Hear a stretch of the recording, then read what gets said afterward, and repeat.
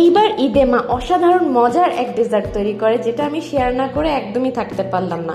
এত মজা হয়েছে যে বাসার সবাই খেয়ে মুগ্ধ।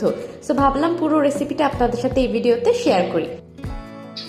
আমার মা বেস্ট, বুঝছেন? ভালো হয়েছে, মজা মজা রাঁধতে পারে, আমি খাইতে পারি।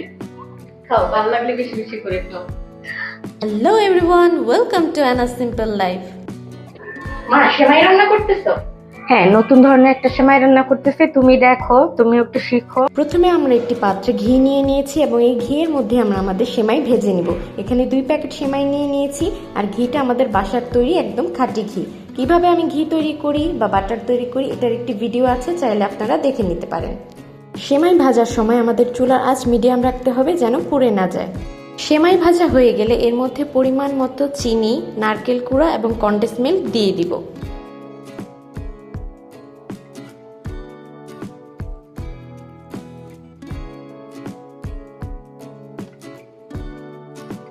এরপর ভালো মতো নেড়ে চেড়ে সামান্য পরিমাণে পানি দিয়ে ধিমি আঁচে ঢেকে দিব। পানির পরিমাণ একদম অল্প হতে হবে যেন চিনিটা গলে যায়। সেমাই হতে হতে এদিকে আমি মোল্ডে ঘি ব্রাশ করে রেখেছি। চিনি গলে শুকিয়ে একটি আঠালো ভাব চলে আসছে, আমাদের সেমাই কিন্তু রেডি। এবার গরম অবস্থায় আমরা মোল্ডে দিয়ে চেপে চেপে শেপ দিয়ে নিব। শেপ দিতে দিতে বন্ধুরা আমার ভিডিওটি লাইক, শেয়ার এবং সাবস্ক্রাইব করে ফেলো, অ্যান্ড ডেফিনেটলি বেল বাটনে ক্লিক করবে যেন আপডেটেড সকল ভিডিও তোমরা পেতে পারো। অ্যান্ড অবশ্যই প্লিজ তোমরা সাবস্ক্রাইব করবে, বিকজ তোমাদের একটি সাবস্ক্রাইবে আমি খুব ইন্সপায়ার হই। প্রত্যেকটা মোল্ডে শেপ দেওয়া হয়ে গেলে ঠান্ডা হওয়ার জন্য রেখে দিব। এবার চলেন সেকেন্ড স্টেপে চলে যাই। আমরা আমাদের কাস্টার্ডটা এখন রেডি করে ফেলবো। কাস্টার্ড তৈরির জন্য একটি পাত্রে পানি এবং পরিমাণ মতো চিনি নিয়ে নিয়েছি, আর এখানে গুঁড়া দুধ আমি ডিপ্লোমাটা ইউজ করেছি। এবার আমরা একটি মগে আধা কাপ নর্মাল পানিতে দিয়ে দিচ্ছি কাস্টার্ড পাউডার। ভালো মতো গুলে নিব। যখন আমাদের দুধে ভালো মতো জাল চলে আসবে তখন এই কাস্টার্ড পাউডারটা দিয়ে দিব। অ্যান্ড কাস্টার্ডটা দেওয়ার পরে ভালো মতো অনবরত নাড়তে হবে যেন লেগে না যায়।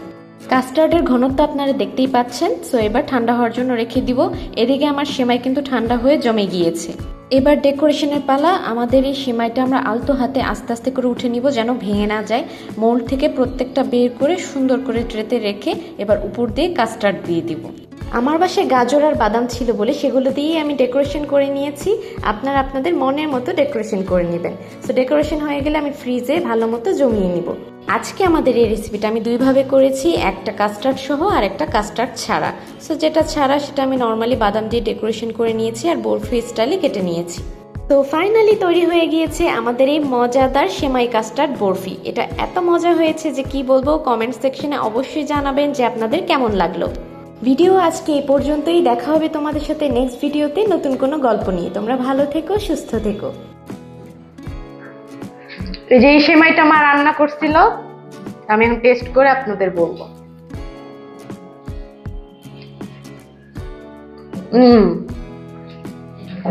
সেই হয়েছে। এটা সাইডের বিষয়টা এত ক্রিস্পি আর জুসি, আর এই কাস্টার্ডটা মুখে পুরো মেল্ট হয়ে যাইতেছে। সেই মা,